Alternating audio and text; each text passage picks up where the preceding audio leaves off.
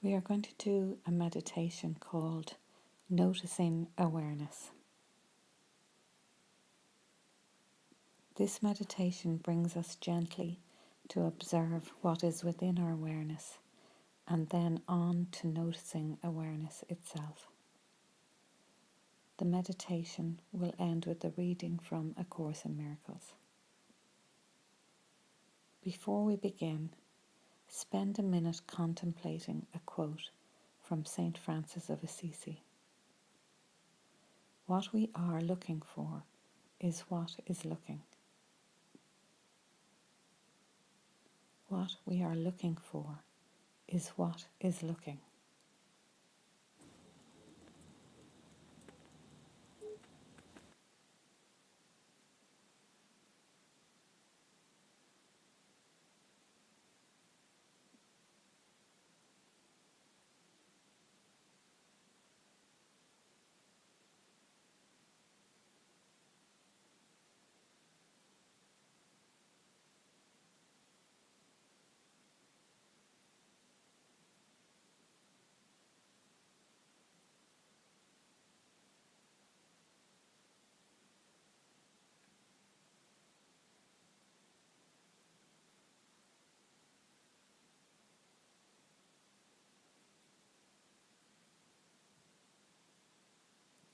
We will now begin. Sit comfortably in the chair with your feet flat on the floor and close your eyes.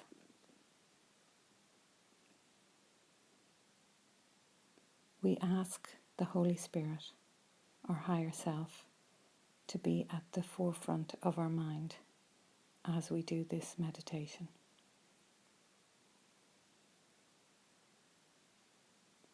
As we scan the body with our mind's eye, invite it to relax and let go any tension. We will begin with the feet and ankles.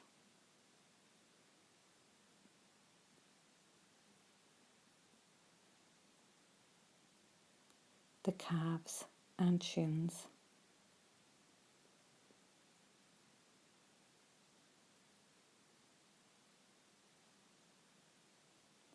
The knees and thighs.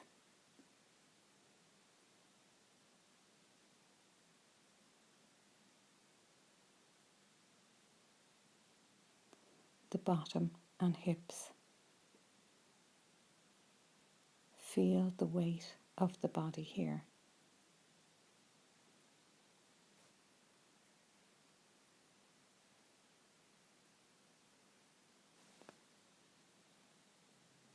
Now bring your attention to the stomach and the chest.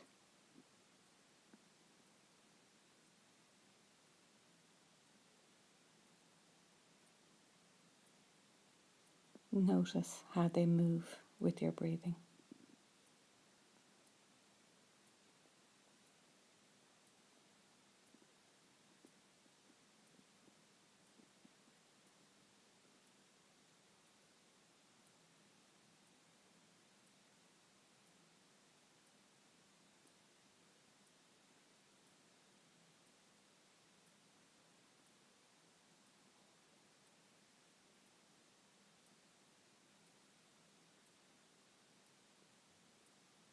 Move from the small of your back up the spine to the shoulders.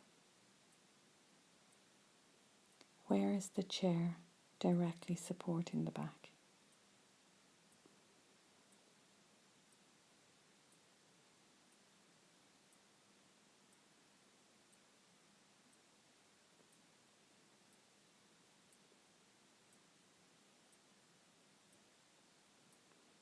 Check if the shoulders would like to drop down any further.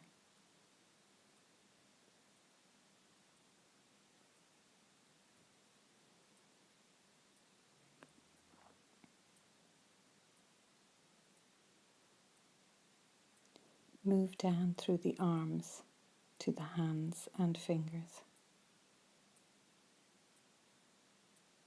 Flex the fingers out and then allow the hands to relax completely where they are.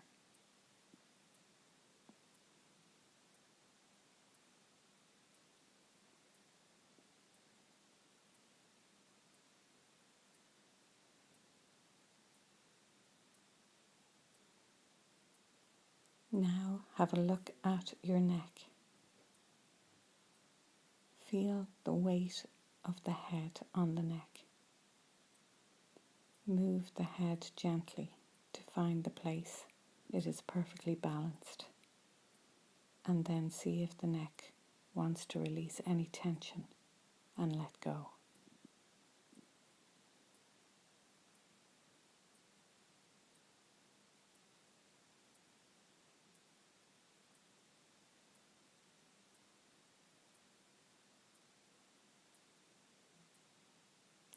Become aware now of the face, releasing any stress as you look at the forehead.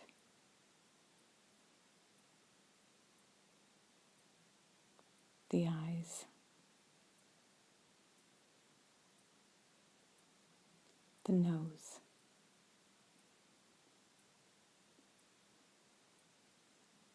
the mouth,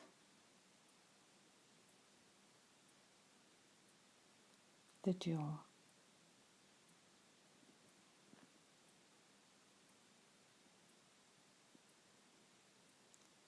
Relax as you tune into the scalp, the back of the head, and the brain.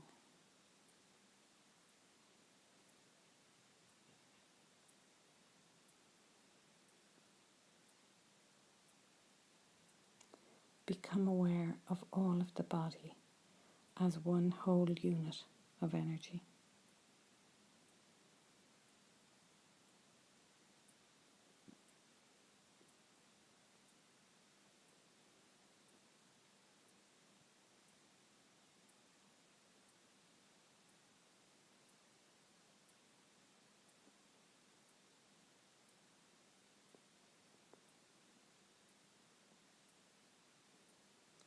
We will now start noticing the sounds happening around us or within the body. Notice as they appear and disappear.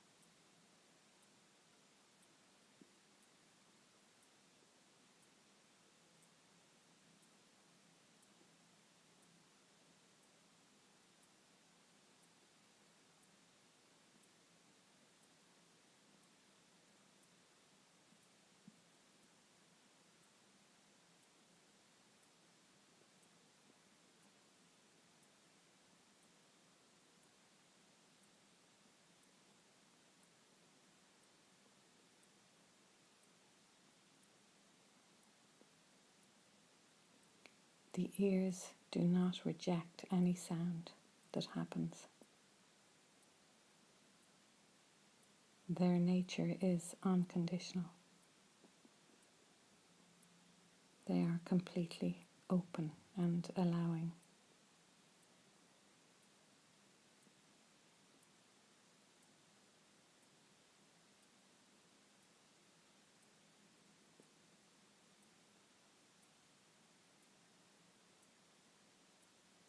Notice if something else has arisen to judge any sound. A thought about the sound or a reaction to a sound.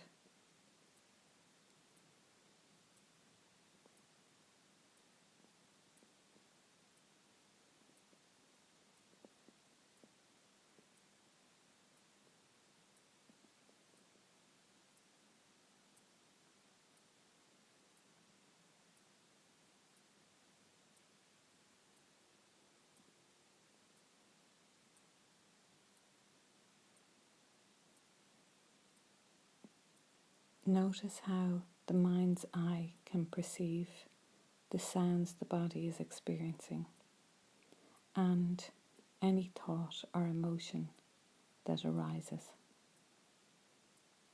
It is like an open space.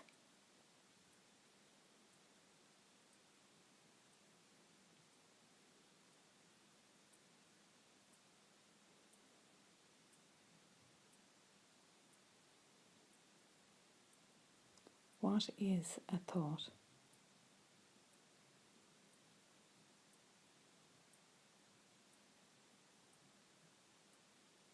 Look and experience the question. Don't try to answer it with other thoughts. Just look. What is a thought?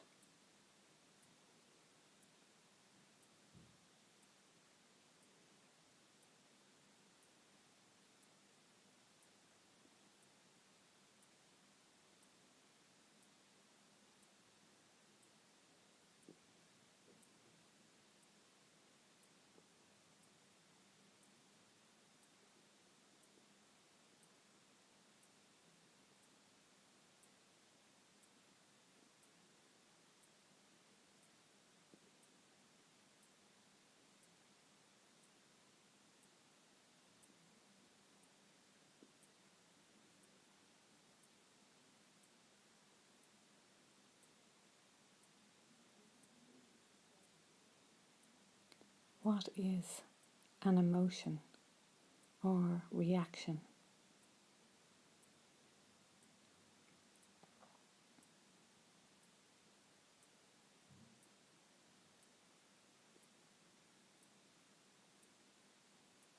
Just look.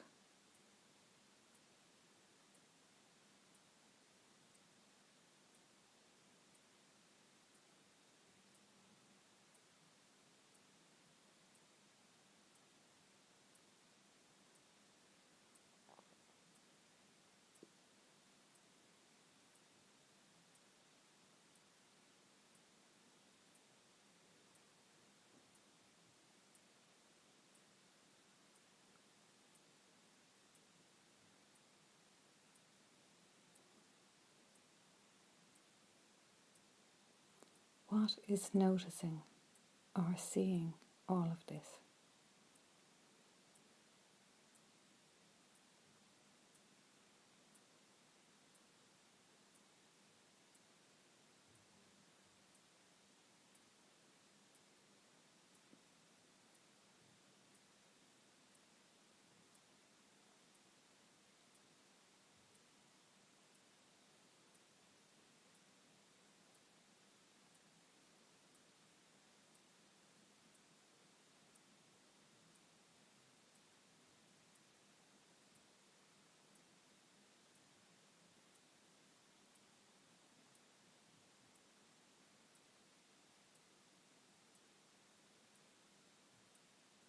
Our nature is unconditional. Like the ears, everything is experienced unconditionally, including the thoughts and the feelings, the judgments and the reactions, the negative and the positive, all happen in the space of awareness.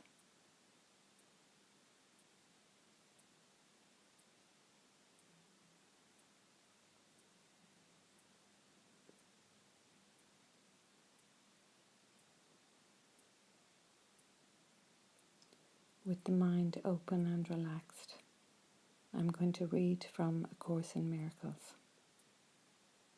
Don't strain to understand the words. Just allow them to flow into the space of awareness.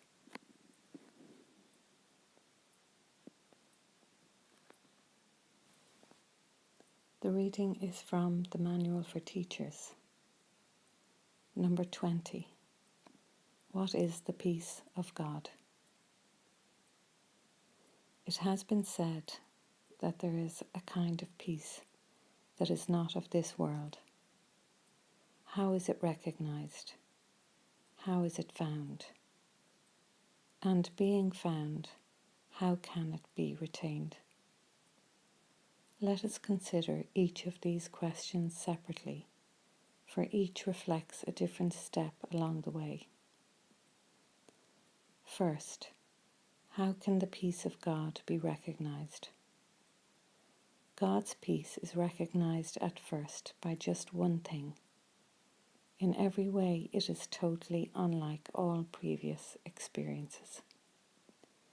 It calls to mind nothing that went before. It brings with it no past associations. It is a new thing entirely. There is a contrast, yes, between this thing and all the past. But strangely, it is not a contrast of true differences. The past just slips away, and in its place is everlasting quiet. Only that. The contrast first perceived has merely gone. Quiet has reached to cover everything. How is this quiet found? No one can fail to find it who but seeks out its conditions.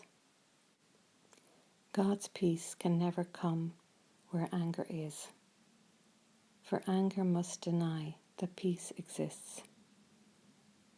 Who sees anger as justified in any way or in any circumstance proclaims that peace is meaningless and must believe that it cannot exist.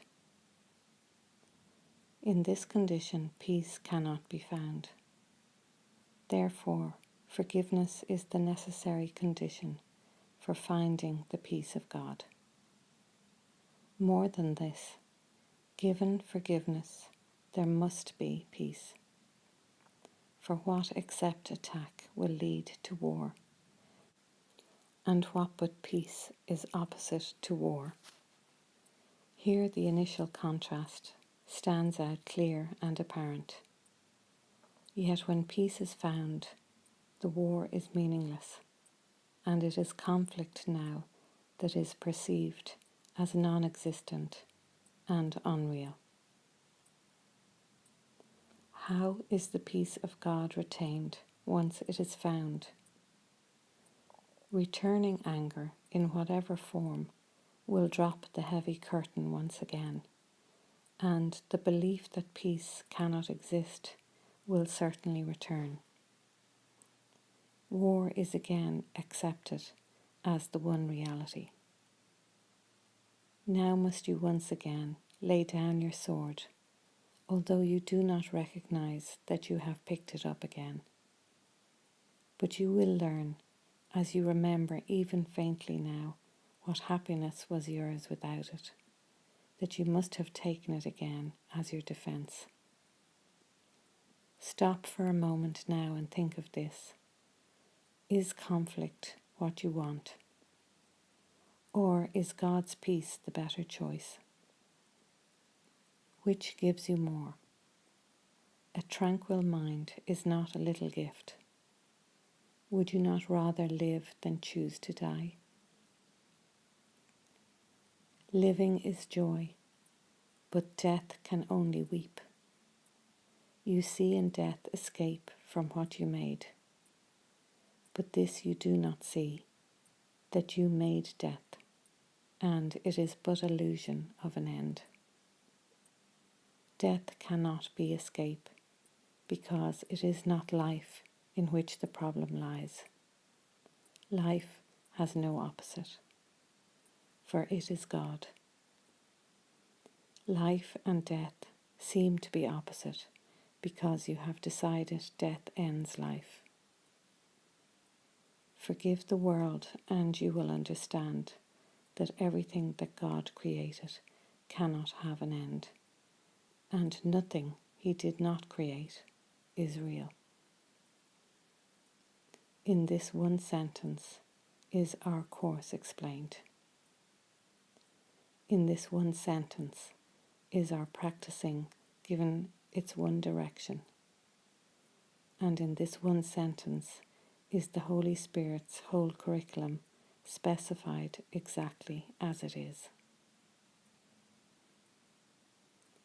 What is the peace of God? No more than this. the simple understanding that His will is wholly without opposite. There is no thought that contradicts His will, yet can be true. The contrast between His will and yours but seems to be reality. In truth, there was no conflict, for His will is yours. Now is the mighty will of God Himself His gift to you. He does not seek to keep it for Himself. Why would you seek to keep your tiny, frail imaginings apart from Him? The will of God is one, and all there is. This is your heritage, the universe beyond the sun and stars, and all the thoughts of which you can conceive, belongs to you. God's peace is the condition for His will. Attain His peace, and you will remember Him.